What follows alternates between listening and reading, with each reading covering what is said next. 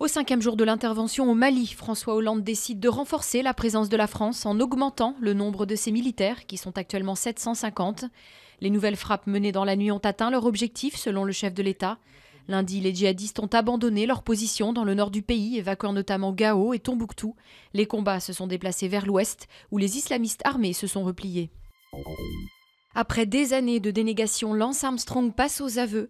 L'ancien cycliste américain, déchu de ses 7 titres du Tour de France, a reconnu s'être dopé lors d'une interview accordée à la star de la télévision Oprah Winfrey pour la chaîne USA Today.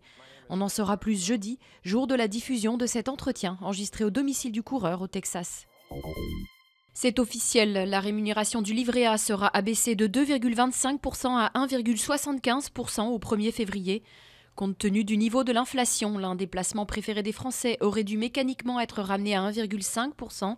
Mais le gouvernement a préféré suivre les recommandations de la Banque de France, qui lui conseillait de déroger à la règle pour épargner le pouvoir d'achat. Vive tension au Pakistan. Des heurts ont éclaté entre la police et des dizaines de milliers de personnes descendues dans la rue à Islamabad contre le gouvernement.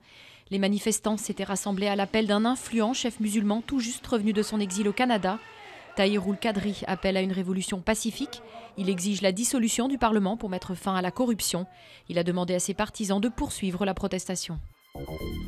Pour détendre l'atmosphère dans les transports en commun, rien de tel que d'enlever son pantalon. Des centaines de Londoniens ont pris le métro à moitié dévêtus. Une flash mob dont le simple but était d'instiller un peu de bonne humeur en faisant sourire les passagers.